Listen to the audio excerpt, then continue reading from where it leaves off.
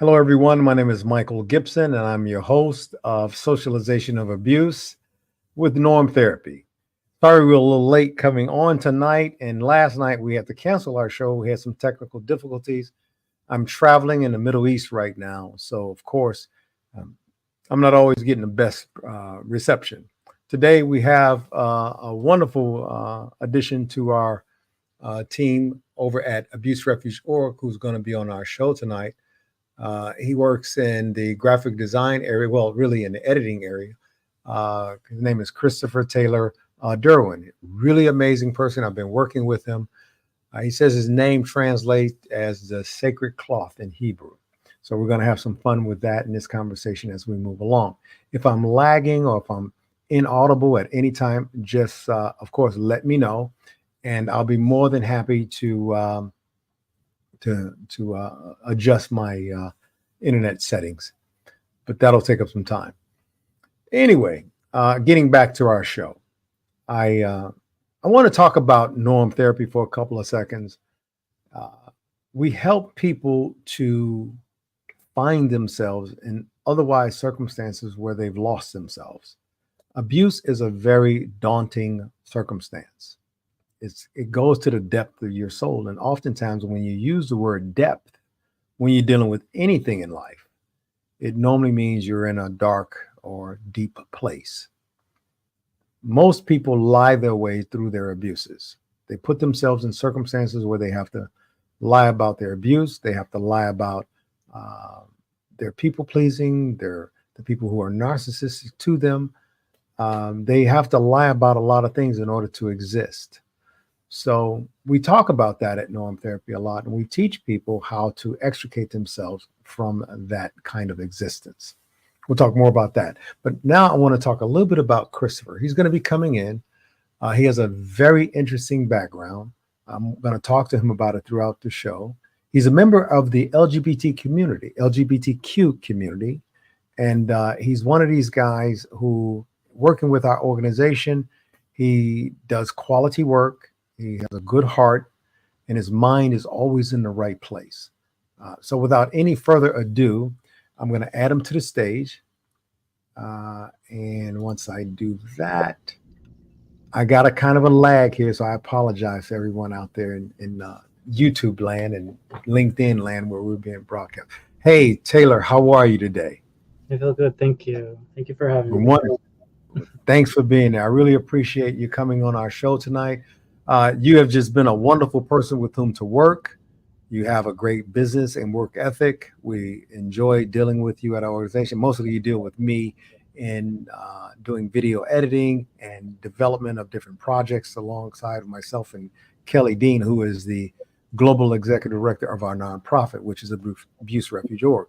But tell me, what are you feeling right now when it comes to norm therapy and arrow and abuse care? How are you feeling about that? I feel like it's a good direction for me. I feel like I've taken the initiative of norm therapy and ARO kind of to heart, and it's helped me navigate some rather troubled waters for certain people who are facing abuse. Some in my family, some who are friends, some people who belong to my community, belong to my church. And right now I just feel in my life that it's good to volunteer and be available and of service to people. And that's what I've been doing for the last month, really dedicating myself to being as available as I can and showing up. And, people, once you show up and they see that you're present, they do all the work. They're the ones opening up. And it's been a real joy. Well, tell me something. I see the name Link there. What does Link mean? Taylor Link. Talk about Link. What is that? Well, I'm part of a subculture of the queer community called the Radical Fairies. And they started in the 70s by a man named Harry Hay. If you read a book called Faggots and Their Friends, which was a banned book for a long time, it will go a little bit more into the history of this community. Pretty much, it's a very spiritually driven, nature-driven group of people that are all colors, all sexualities, all genders. And it's really a community that's grown tremendously to encompass so many different colors of the rainbow that we all belong to. And I went there when I was young. I was invited to go through an experimental queer film festival that I was volunteering at, doing decor. And I just felt this call to go. And at the time, I was struggling with money and I was trying to establish myself in the film community. So I told my father that I was filming a cowboy movie, and that was the reason I needed to go down to Tennessee. And in Tennessee, there's a commune there where people live all the time, but a couple days out of the year, they host rather large gatherings. And everybody from around the country, some international, come and we celebrate together during Beltane, which is a pagan holiday that celebrates winter changing into spring. There's another holiday in this winter, in the around Halloween, called Samhain, and that's more like Halloween spirits, veil being thin. And during Beltane, we dance around a maypole, which kind of holds the intention and symbolizes what we're looking to put forth into the universe. And this year, I had the privilege of being able to call forth joy, and it was a very profound experience for me. Mostly because at the Beltane ceremony, we talked a lot about how everything is Palestine right now, and the people that are suffering there, we're living and mirrored through their experience. And the fairy community is a wonderful community full of a lot of broken hearts. And somehow we work together. And when I was younger, I started exploring my resourcefulness and wanting to decorate my body and decorate my room and my environment, as you can see.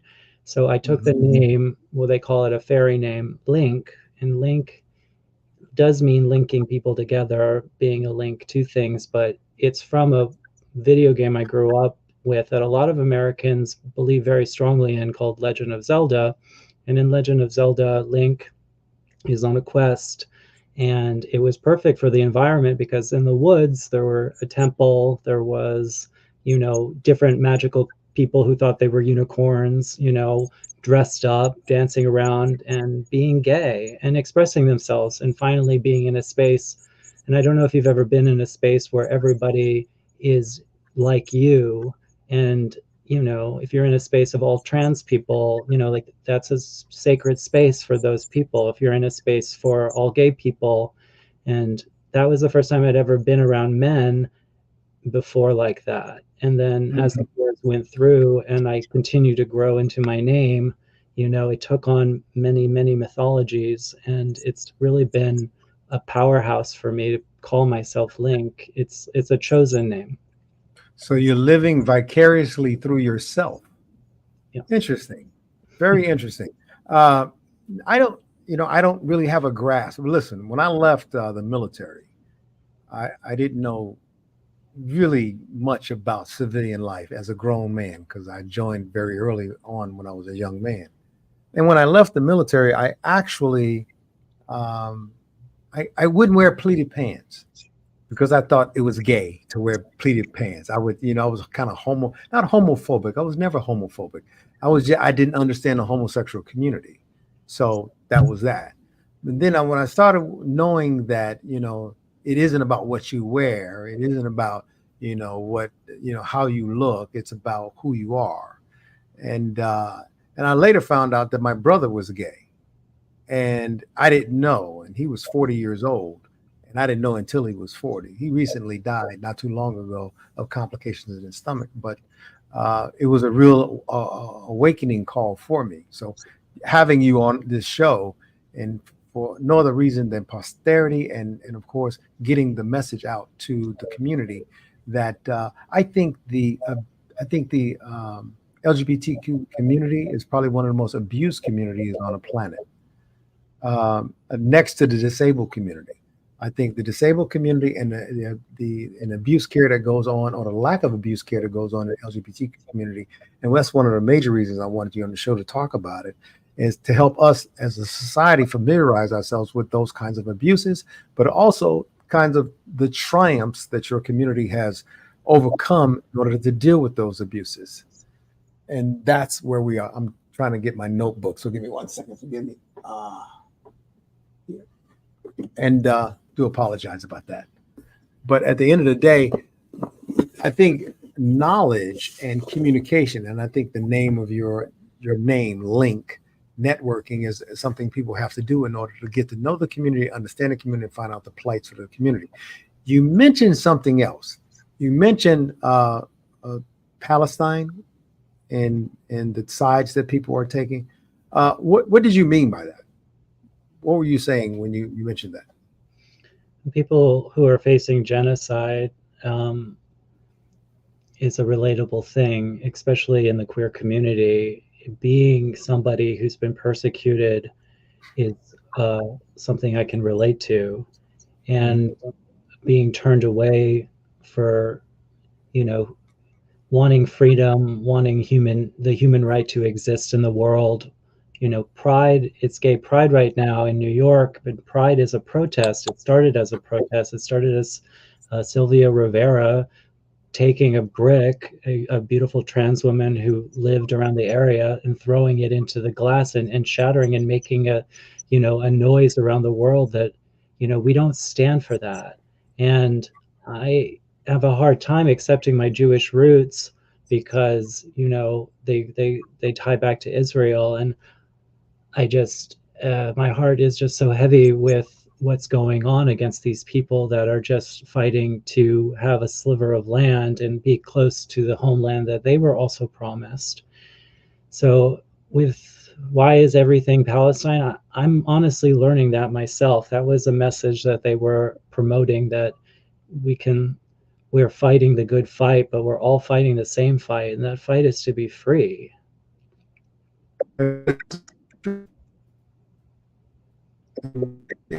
I think you froze.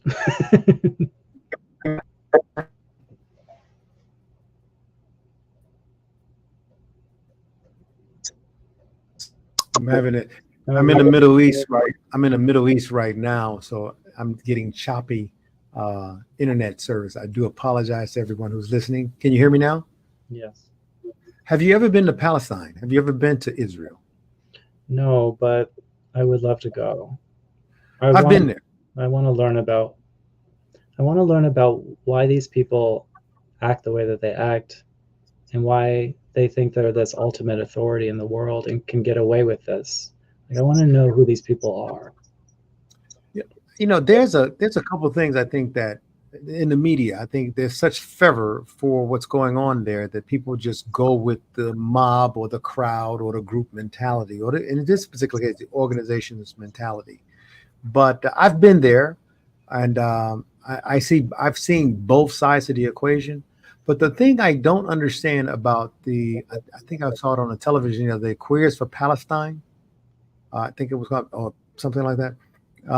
And I remember thinking that every place I've been in, not every place, but in most places I've been, queers are not treated very well in this part of the world. As a matter of fact, oftentimes in places like Iraq or Afghanistan, a few other places, quite a few other places, queers are put to death for being queer. I mean, what was the movement about? To create a link between the queer community and Palestine, or support of people in genocide, or what is the movement about? Because I'm trying to reconcile it, because I know the treatment of the homosexual community in a lot of places in the Middle East, and I'm here in the Middle East right now. I know that it's not as favorable as a lot of people would think it should or could be. So what do you think about that? Why do queer people take such a why did queer people take such a role in the protests for Palestine? Mm-hmm. Because we're strong. We're strong. We're a strong community. We can band together to vote, to make change. We can organize ourselves to be at the White House.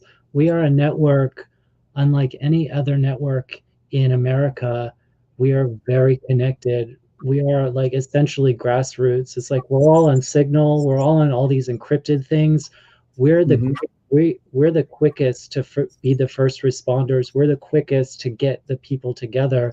we're the quickest probably to arm ourselves against an oppressor. Like, we are a very, very well organized and oiled machine, and we have leaders among us, and everybody knows how to play their part, whether it's bringing food or, holding hands and linking and stopping traffic.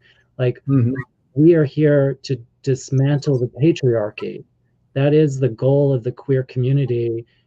If you're queer, if you're of the queer consciousness, like, you are here to break this system down and then to stand upon it and create a new party, a new system, a way of bringing and uniting, hopefully, this world together under one banner. I would like to see that. But we are here, we are angels in America. We're here to make a change, and we'll do whatever it takes.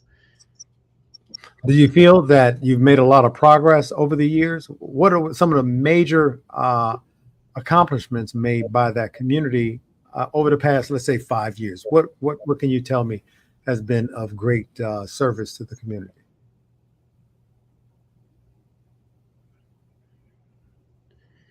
I think it's just kind of about keeping your head above water. And we got the right to marry, which is a human right, and we got the right, and we're working on the right to make sure that trans people have health care.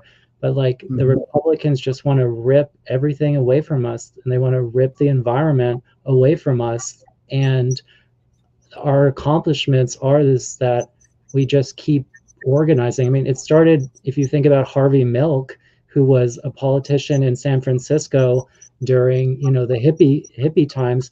He took years and years and years to build credibility so he could run for a very small office.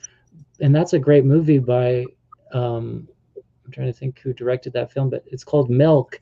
And it's like, gay people have always been criticized for having expendable income and being wasteful and just wanting to get drunk. I mean, and during Pride, it's like you have all the people putting their names on vodka, being like, it's gay, it's vodka, because like, we never had a chance to have a family. We never had a chance to get a job. I mean, if you watch the film documentary Paris is Burning about the 1980s and the Black community in Harlem putting on balls to walk down different categories because they have been unable to make it in life and be successful, that they have to parade in a suit down a runway, and it's called executive realness. It's like, people are just fighting for the right to take their part of the pie in America and fulfill the American dream. Well, I oftentimes tell people, in order to enjoy the American dream, you got to be asleep because it's a dream. You have to work hard at achieving the American dream. I know. I always make that pun when I get an opportunity. The bottom line is, the community in which you advocate and you're a staunch proponent and supporter, I think it's one of the most controversial communities on the planet. People don't like what they don't understand, and some people with open arms embrace things that they don't understand. What are you finding to be the most prevalent approach that people are taking when it comes to your community these days? I think it's really important for parents who have children in school to start looking at this community and asking themselves, if my child is gay, who can their mentors be? It's like, if my child is struggling with their gender and sexuality, what support systems do they have in the school or available to them outside of the school that aren't run by the church? Can you just ask me the question one more time? No, I was just wondering, what were the major accomplishments made, and how do people embrace your community? Do they embrace it from a perspective of, we don't know anything about you, so we hate you, or we love you and we don't understand, but we embrace you anyway? Which are you receiving more of? We are not here to be tolerated. We are not here for people to keep us at a distance because they're uncomfortable. A drag queen reading poetry to children is not a crime. Drag queens and gay people aren't trying to molest you like they are. Some Like, people are saying that it is a crime, and that's what I'm trying to get at. The perceptions of people. You're right. You should never. No one should ever want to be tolerated by anyone, but acceptance is something everyone looks for in any setting in which they're involved. well, I guess you just have to learn how to accept yourself first. I'm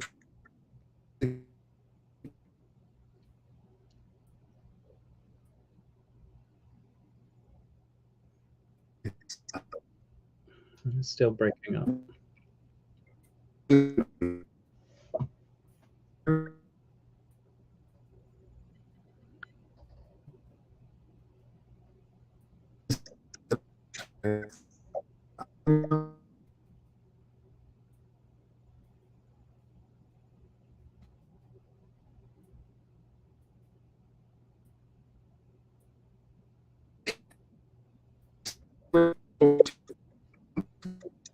Kind of sounds like a piano dying.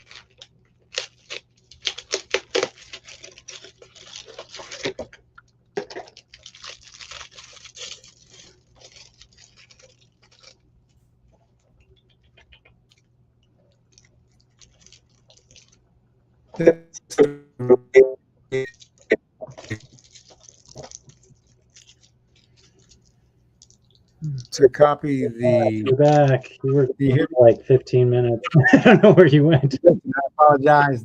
I'm in the Middle East right now, traveling, and this is the signal I'm getting. I'm going to go ahead and switch to my phone from my desktop. From my laptop. So go ahead and copy the stream from here. From